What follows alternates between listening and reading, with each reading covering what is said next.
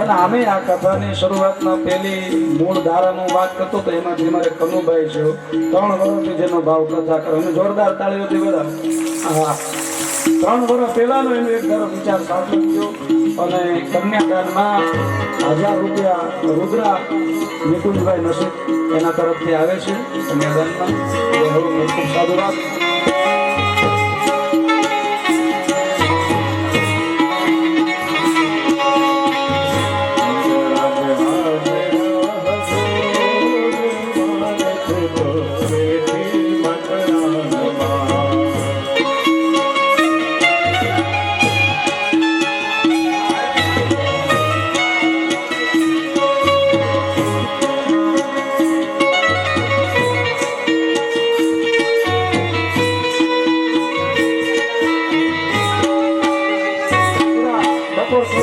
અત્યારે નહીં હા કઈ વાંધો નહીં.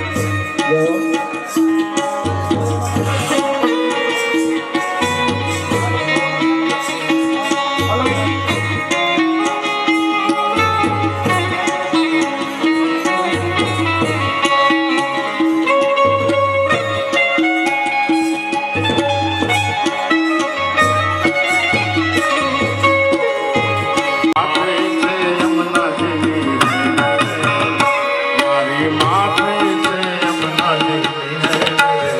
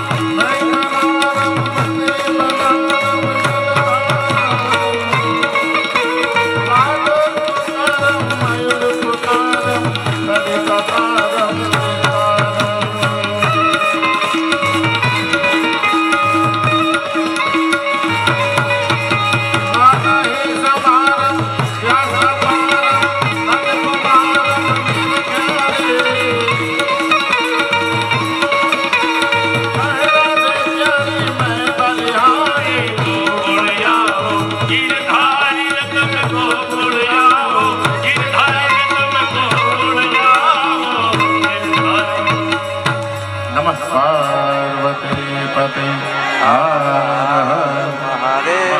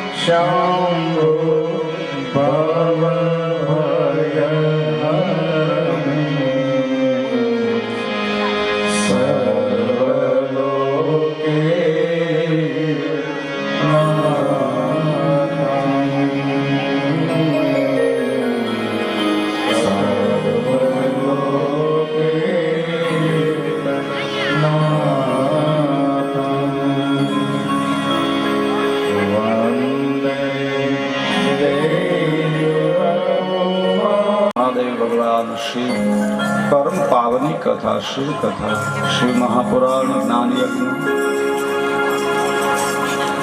समग्र जिज्ञालय गाम समस्त आयोजित श्री સિદ્ધેશ્વર મહાદેવના સાનિધ્યમાં દિવ્ય કથા શિવ કથા એમનો 5મો દિવસ બીજું સત્ર. આજે દિવ્ય ઉત્સવ આપણે ભગવાન શિવ માતા પાર્વતી તેમના વિવાહનો એ દિવ્ય ઉત્સવ 5મા દિવસના બીજા સત્રની કથામાં પ્રવેશ કરીએ એ પૂર્વે આ બધાને મારા ઓમ નમો નારાયણ, જય ભોલેનાથ, જય શ્રી કૃષ્ણ, જય માતાજી, જય ગુરુદેવ. ભગવાન શિવ તાનહમ મણિ હૃદય વત્સલા,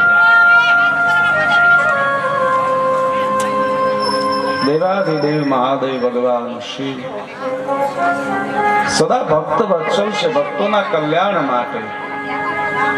દેવી પાર્વતી જ્યારે પૂર્વમાં પ્રશ્ન કર્યો, હે પ્રભુ આપ પોતાના ભક્તોને કઈ રીતે રાખો છો, અને કહ્યું તાનહમ મણિ હૃદય વત્સલા. જેમ કોઈ માણસ પાસે કિંમતી મણિથી ભરેલો હાર હોય, મણિથી શણગારિત શોભિત હાર હોય, અને હૃદયમાં જેમ ધારણ કરીને રાખે, મારા ભક્તોને હું હૃદયથી ધારણ કરીને રાખું છું. ભક્ત વત્સલ ભગવાન દેવાધિદેવ મહાદેવ ભગવાન શિવ કરુણાના સાગર છે, દયા નિધાન છે, કલા નિધાન છે, વરદ જેનો સ્વભાવ છે, પરોપકાર જેનો સ્વભાવ છે, ભુવન ભય ભંગ વ્યસન, જેનું વ્યસન કેવું છે? મહાદેવ. પુષ્પદંત મહારાજે કહ્યું ભગવાન શિવને એક વ્યસન છે, ગાંજાનું નથી લખ્યું ક્યાંય પુરાણોમાં ગાંજાનું વર્ણન નથી. હા, ઓઘડ પરંપરા, સંન્યાસની એક પરંપરા, એના માટે ગાંજો બરાબર છે, એના માટે ઔષધિ છે, બાકી ગાંજો મહાદેવ પીતા નથી. પણ જ્યારે વિષને ધારણ કર્યું છે ભગવાન નીલકંઠ કેવાણા, ત્યારે જગતની લીલાને જાળવવા માટે માતાજીએ ગાંજાના પાન જે ગળે લગાવ્યા, એ ઠંડુ એકદમ પાન છે. સમય જતા આપણે એના નામ ઉપર જ્યારે, એટલે ભગવાન શ્રી ગાંજો નથી પીતા, પણ એને એક વ્યસન છે. કયું વ્યસન? પુષ્પદંત મહારાજ. ભગવાન શિવ ભક્ત વત્સલ છે. જ્યારે જ્યારે જગતમાં કઈ સંકટ આવે, વિપદા આવે, મહાદેવ પુષ્પદંત મહારાજ લખે અખંડ બ્રહ્માંડ ક્ષયચકિત દેવાસુર કૃપા વિધેયસ્ય સિદ્ધય સ્ત્રીનયન વિષમ સંયતવત સકલ્માક્ષરકંઠે તવ ન કુરુતે ન શ્રિયમહો વિકારો અપી સ્માદ્યો ભુવન ભય ભંગ વ્યસનીન ભુવન ભય ભંગ વ્યસનીન. આ સંસારમાં જ્યારે કોઈ ભય આવે, ભુવન ઉપર ભય આવે, ભક્ત ઉપર ભય આવે, એ ભયને ભાંગવાનું વ્યસન છે. ભુવન ભય ભંગ વ્યસનીન. એનો કોઈ ભક્ત હોય, જગત હોય, જગત ઉપર સંકટ આવે, મહાદેવે સંકટને હરી લે છે. કોઈ પણ વિપદા હોય, ધર્મ ઉપર જ્યારે વિપદા આવે, ભગવાન વિપદાને હરી લે છે. ભયથી મુક્ત કરવા એ મહાદેવનો સ્વભાવ, એનું વ્યસન છે. કેવળ એક ભક્ત નહીં, કેવળ એક ગામ નહીં, આ બ્રહ્માંડ ઉપર પણ કોઈ ભય હોય ને, તો એ ભયને ભગવાન શિવ ભાંગીને ભૂકો કરે છે. એ એમનો સ્વભાવ, એમનું વ્યસન. એવા દેવાધિદેવ મહાદેવ જેની લીલા અનંત છે. માતા સતી દિવ્ય રૂપે 51 શક્તિપીઠ રૂપે બિરાજે છે. સમય જાતા દિતિ અને અદિતિ કશ્યપ મહારાજના દક્ષના 13 પુત્રી દિતિ, અદિતિ, દનુ, સુરભી. દિતિના દૈત્ય કહેવાના છે, અદિતિના આદિત્ય કહેવાય છે, દનુના દાનવ કહેવાય છે. દેવ અને દાનવ એક પિતાના જ પુત્ર છે. સંસ્કારોમાં ફરક છે, નીતિ નિયમમાં ફરક છે.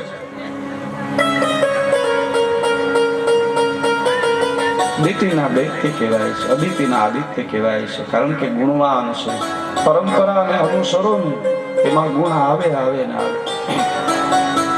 ઘણી વાર નથી કહેતા હવે આ જરૂર નથી ને આ જરૂર નથી ને આ ખોટું નથી ને આ બધું ખોટું છે, મુક્ત થઈ જાવ, હાવ મુક્ત થઈ જાવ ને એમાં પછી બધી રીતે ગુણમાંથી તમે મુક્ત થઈ જાવ. આપણી ઘણી પરંપરાઓ બહુ જરૂરી છે, એની પાછળ તમે એક વસ્તુથી તમારું ઘડતર થાય, આધ્યાત્મિક ગુણોનું, સત્સંગનું ઘડતર થાય, એના માટે જરૂરી છે. નીતિના દૈત્ય કહેવાય છે, એક પિતાનું સંતાન છે, સંસ્કારમાં ફરક છે. અદિતિના આદિત્ય કહેવાય છે, જગતમાં પૂજાય છે. દીતીએ વિચાર કર્યો કે મારા આટલા બધા પુત્રો, હિરણાકશ્યપ થી લઈને મહાબળવાન પણ મૃત્યુ પામ્યા, મારો એક પુત્ર જો ભક્ત હોય, અને આની જેમ પૂજા ઈર્ષાનો ભાવ છે, દીતીનો ઈર્ષાનો ભાવ, પોતાના પતિ કશ્યપ મુનિને કહ્યું કે મારો પુત્ર ભક્ત હોય, અને કશ્યપ મુનિએ દિવ્ય વ્રત આપ્યું છે, એનાથી જે પુત્ર થયો જેનું નામ રજાંગ છે, એવો દિવ્ય છે, સત્સંગી છે, ભગવાનનું ભજન કરે છે, પરમ ભક્ત છે. નીતિ આવા પુત્રની માગણી કરી, પણ એવો સહજ દીકરો છે કે કોઈને વસ્તુ દઈને લઈ આવે, એટલો બધો ક્ષમાવાન છે. અસુર પુત્ર છે, દૈત્ય પુત્ર છે, એનો સ્વભાવ તો એવો હોય, કોઈ સામું જોવે તો મારીને લઈ આવે ને, આ તો માર ખાઈને આવે એવો છે, ક્ષમા આપતો આવે, દયાળુ સ્વભાવનો. દીતીને એમ થયું આપણા કુળમાં હાવ આવો ભગત.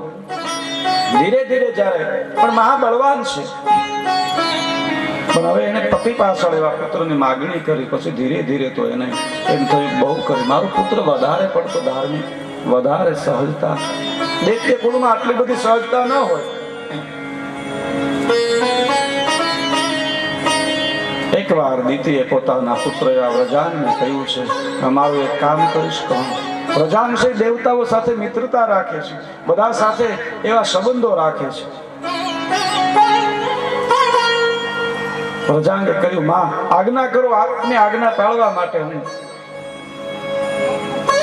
હંમેશા તત્પર છું. અને એક વસ્તુ યાદ રાખજો, 18 પુરાણમાં દેવ, દાનવ, અસુર, યક્ષ, ગાંધર્વ માતાની આજ્ઞા બધાએ પાળે છે. એક પણ અસુર એવો નથી એની માતાની આજ્ઞા ન પાળી હોય, એક પણ દાનવ એવો નથી. રાવણ 3 વાર કૈલાસ પર્વત ઉપર ગયો છે શિવલિંગ લેવા, એક વાર એમની માતાએ આજ્ઞા કરી છે. દૈત્યો પણ માતાનો ખૂબ આદર કરે છે, જનિતાનો માતાનો આદર કરે છે. દીતીએ કહ્યું મને એક વચન આપ. કહ્યું રજાંગે માં વચન આપું છું. અને દીતીએ કહ્યું તું દેવતા ઉપર ચડાઈ કરી એને તારા દાસ બનાય. રજાંગને ગમ્યું નહીં, પણ માને વચન આપ્યું છે, બળવાન છે, ઇન્દ્ર ઉપર ચડાઈ કરી ઇન્દ્રને પરાસ્ત કર્યો છે, એમનું રાજ્ય લઈ લીધું. સમય જાતા ઇન્દ્ર મહારાજે બ્રહ્માજીની સ્તુતિ કરી, બ્રહ્માજી આવ્યા છે. આજે આપણે થોડી સ્પીડ એકદમ કથા લેવાની, કીર્તન વચ્ચે લઈ લેશું. બ્રહ્માજી આવ્યા છે, વ્રજાંગને કહ્યું રજાંગ તું તો ભક્ત માણસ છે, તારે તો ઇન્દ્ર સાથે મિત્રતા છે ને તે એને દાસ બનાવ્યો. વ્રજાંગે કહ્યું છે હે પિતામહ, મારી માતાના વચન આપ્યું છે ને એટલા માટે ઇન્દ્રને મેં દાસ બનાવ્યો છે. એ મારો ખંડિયો રાજા થઈ અને રાજ્ય કરી શકે, ઇન્દ્રને મુક્ત કર્યા છે. બ્રહ્મદેવે એક દિવ્ય કન્યા એનું સર્જન કર્યું છે. વ્રજાંગ સાથે જેના વિવાહ કરાવ્યા છે, જેને વૈરાગી કહેવાય છે, વિરાંગી પણ કહી શકાય, જેનું નામ છે દિવ્ય એમનું દાંપત્ય જીવન છે. સમય જાતા દીતીએ પોતાની પુત્રવધૂને કહ્યું છે હે વિરાંગી પુત્રવધુ, કે આપણું દૈત્ય કુળ છે, મેં મારા પતિ પાસે ભક્ત પુત્રની માંગણી કરી, આપણા કુળને શોભે ને એ યોગ્ય નથી. તો તું તારા પતિ પાસે એવો પુત્ર માંગજે મહાબળવાન હોય, મને વચન આપ. અને વિરાંગીએ પોતાની સાસુને વચન આપ્યું. સમય જતા વિરાંગીએ વ્રજાંગને કહ્યું આપ મને વચન આપો. વ્રજાંગે કહ્યું તમે મારા પત્ની છો, તમારા મનોરથને પૂર્ણ કરવા મારી ફરજ છે, માગો. હાથમાં જળ લે અને વચન આપ્યું છે ને. રાગીએ કહ્યું તમે જઈને તપ કરો બ્રહ્માજીનું, આપણા ઘરે એવો પુત્ર માગો જે મહાબળવાન હોય અને દેવતાઓનો દુશ્મન હોય. પ્રજાને ગમ્યું નહીં, પણ વચન આપ્યું તો બ્રહ્માજીનું તપ કર્યું, દુષ્કર તપ કર્યું. અસુરોમાં એક નિષ્ઠા હોય છે. ઘણી વાર આપણે એમ થાય કે અસુરોનું રાજ કેમ આવે, પણ એ જયારે જપ તપ વ્રત કરે ને પૂર્ણ કરે, તપને છોડે નહીં. આપણે એવું છે, આપણે ઘણી વાર જો વાર રહ્યા હોય ને પછી જાગીએ, રાતે 12 વાગ્યા પછી ભજીયાનો પ્રોગ્રામ કરીએ. એ યોગ્ય નથી. અસુરોની નિષ્ઠા, એને વ્રત લીધું એટલે લીધું, પછી છોડે નહીં. અને યાદ રાખજો, 12 વાગ્યા પછી આપણો દિવસ નથી બદલતું. સવારે 6 વાગ્યાથી બીજે દિવસે 6 વાગે. આજે તમે શનિવાર રાતો, કાલ સવારે 6 વાગે શનિવાર પૂરો થાય અને ત્યારથી રવિવાર ચાલુ થાય, બીજે દિવસે 6 વાગ્યા સુધી. રાતે 12 વાગે વિદેશી સંસ્કૃતિ છે, એમાં PM AM લખ્યું.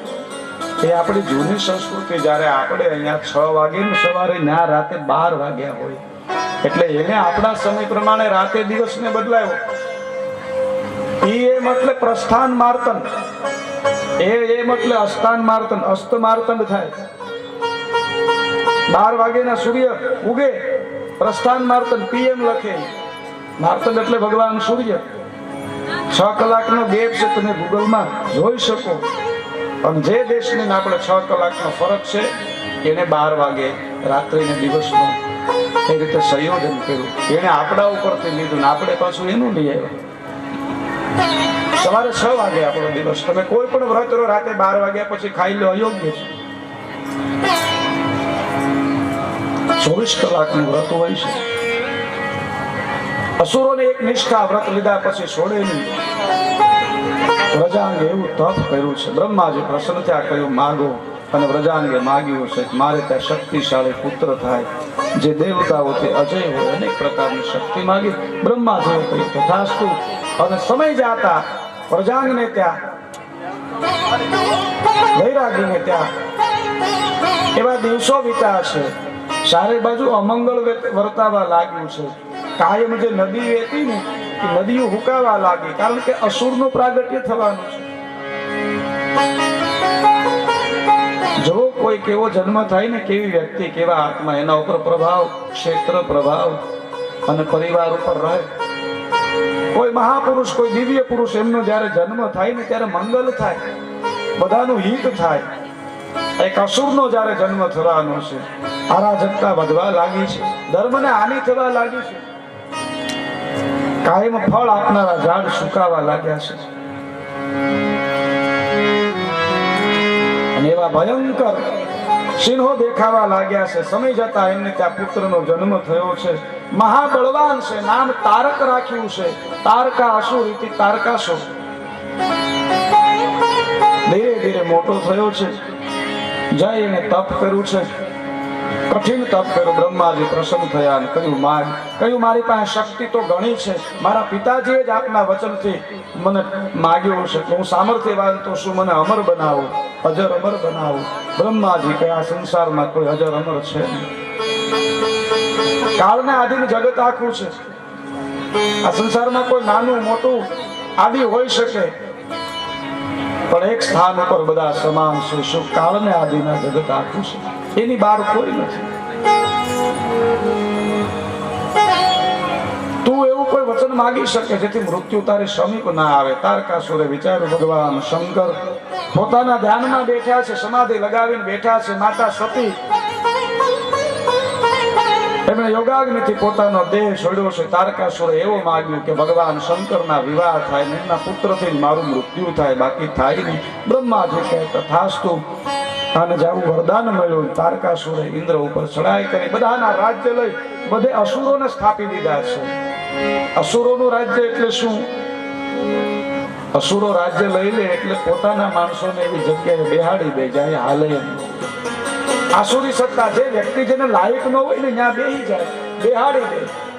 જેને ન્યાય નથી આપી શકવાનો એવી વ્યક્તિ ત્યાં બેહે નહીં. અસુરોનું રાજ્ય છે.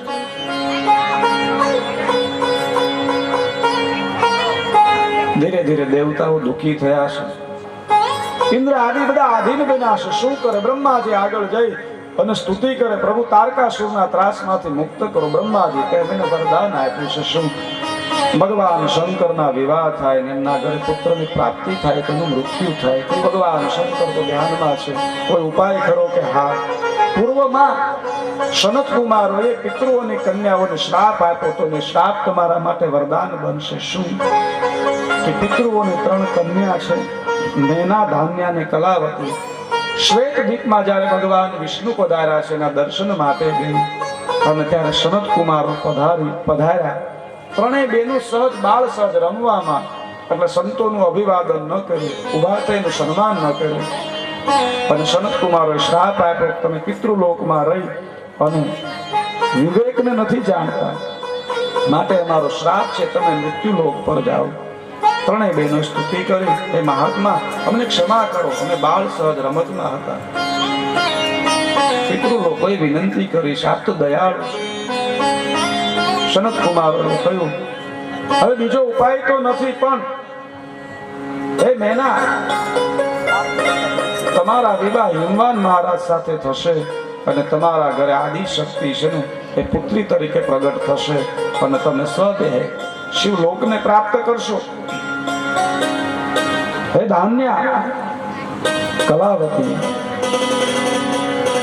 ધાન્યા છે જનક મહારાજને તેમના પત્ની થશે અને આદિશક્તિ માતા લક્ષ્મી સીતાજી રૂપે એમના પુત્રી થશે અને સદેહ સ્વર્ગને પ્રાપ્ત કરશે. કલાવતી જે છે એ વૃષભભાનુના પત્ની થશે અને પરાશક્તિ રાધા રૂપે એના ઘરે પ્રગટ થશે. ગુપ્ત રીતે ભગવાન કૃષ્ણનો એ પ્રેમ હશે અને એના માતૃત્વ તમને મળશે, એટલે તમે સદેહ ગૌલોકને પ્રાપ્ત કરશો. એ દેવતાઓ, એ દેવી મેનાના વિવાહ હિમવાન મહારાજ સાથે થાય અને દેવી મેનાના વિવાહ ઇમરાન મહારાજ સાથે દેવતાઓએ કરાયેલા છે. સમી જાતા દેવી મેનાને સ્તુતિ કરે, હે માં આપ તપ કરો, આપના ઘરે પરાશક્તિનું પ્રાગટ્ય થાય, તારકાસુરના ત્રાસમાંથી જગત મુક્ત થાય. અને દેવી મેનાએ આદિશક્તિના પ્રાગટ્ય માટે તપ કર્યું છે, 27 વર્ષ તપ કર્યું છે.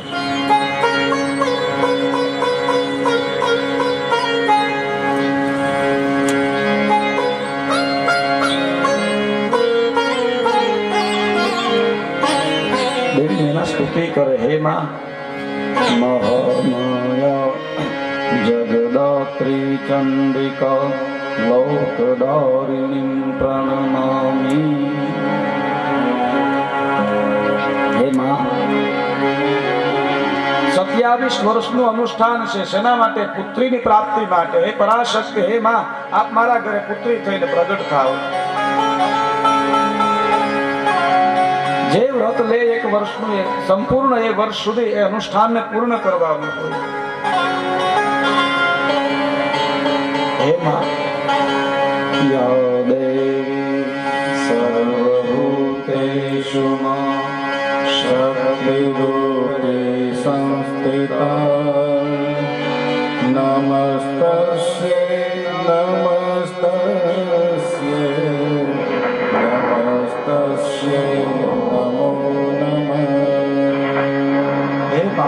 આ જગતના કલ્યાણ માટે, વિશ્વના કલ્યાણ માટે અનેક પ્રકારના વ્રત, અનેક પ્રકારના અનુષ્ઠાન દેવી મેના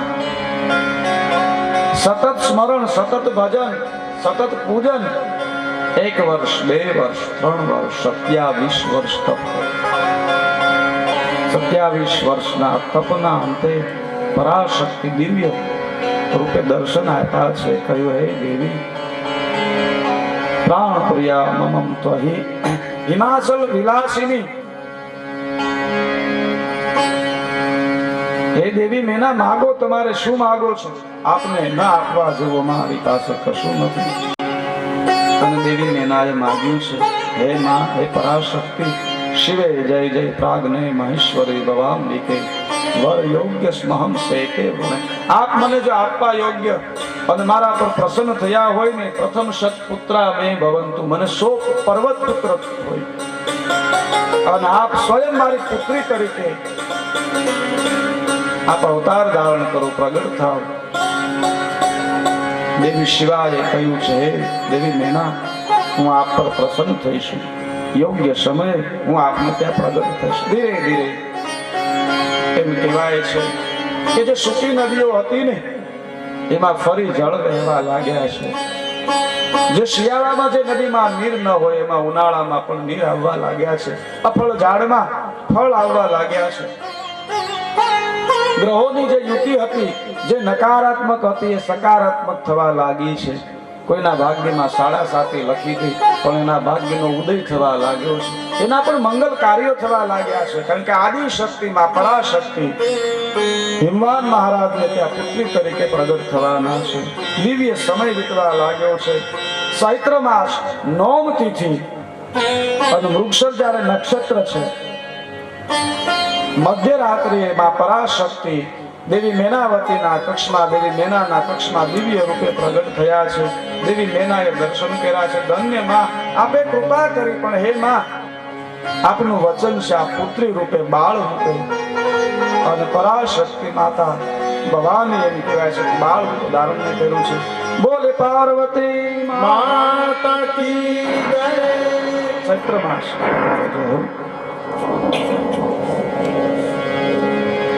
ચૈત્ર માસની નોમ તિથિએ મધ્યરાત્રિએ માં ભગવતીનું પ્રાગટ્ય થયું છે. દિવ્ય ઉત્સવ ઉજવાયો છે હિમવાન મહારાજને ત્યાં. ચારે બાજુ મંગલ છે. જગતની અંદર જે અરાજકતા હતી એ દૂર થવા લાગી છે. અને મેં અગાઉ પણ કહ્યું કે આપણા મઢના ફળામાં માં હોય અને આપણું મંગલ થતું હોય તો જેને ત્યાં પુત્રી થઈને આવી છે, જ્યાં સ્વયં પ્રગટ થઈ છે, એની દિવ્યતા, મંગલતા, ભવ્યતાનું આપણે શું વર્ણન કરીએ.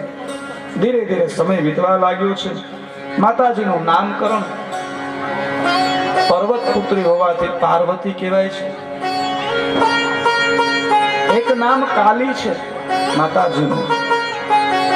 તપ કરવા જતા કોઈને રોકતા ન હોવાથી એક નામ ઉમા છે. પાર્વતીનું બીજું નામ ઉમા છે. સમય જતા નારદ મુનિ આવે છે. હિમવાન મહારાજે નારદજીનું સ્વાગત કર્યું છે, આદર કર્યો છે. કહ્યું, હે મહાત્મા, હે દેવર્ષિ, આપ યોગ્ય સમયે મારે ત્યાં આવ્યા છો.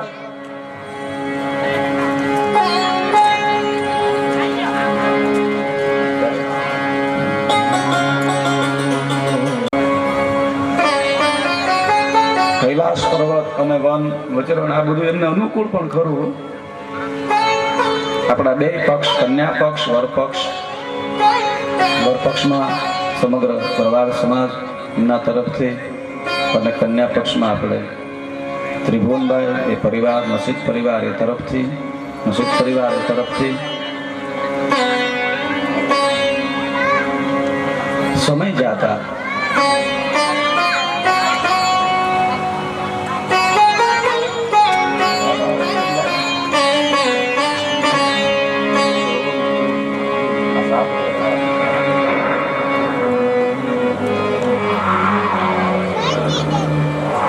આ બધા જામમાં આવ્યા છો ને, બધા આપણે દાનની વાતથી લેતા આવ્યા. નારદજી જ્યોતિષ શાસ્ત્રના વિશારદ છે, અને જ્યોતિષ શાસ્ત્ર સત્ય છે. આકાશમાં ગ્રહોની જે સ્થિતિ છે એ સત્ય છે. એના ઉપર અભ્યાસ હોય છે કે આ ગ્રહની સ્થિતિ આવી રીતે છે તો આમ બને, આ આમ છે તો આમ બને. એ સત્ય જ છે. ભૂલ પડે ક્યારે પડે કે હિસાબ કરનારમાં ભૂલ પડે. 10 ને 10 20 એ 20 જ થાય, 20 ને 20 40 થાય. પણ હિસાબ કરનારની ભૂલ પડે તો એ પ્રમાણે ભૂલ થાય. એનું ભણતર કાચું હોઈ શકે, ભણવાની વિદ્યા, પણ જે વિદ્યા છે એ સત્ય છે. નારદજીને હસ્તરેખા જોવા માટે નારદજીએ જ્યારે ભવિષ્ય જોયું છે, અને જ્યોતિષ જોવાનો એક નિયમ છે, પેલા સારું કેવું પડે. આપણે ત્યાં લોકવાણીમાં કીધું છે ને, એક ભાઈએ કીધું, એક મહારાજ ને એક મારા, અમારે હસ્તરેખા જોઈ દો ને, મને હું નડે છે. કીધું ભાઈ 500 રૂપિયા થાય, એકલા તો છે નહીં. 250 થાય કે એટલાય નથી, 51 કે એટલાય નથી. તો હું તો ક્યાંય જે ધર્મશાળા છે એમાં જમી લઉં, જે કાંઈ બીડીયું પાય, જે કાંઈ આનંદ કરીએ, તો કે તને નડે કાંઈ હોય તો નડે ને. નારદજી ત્યારે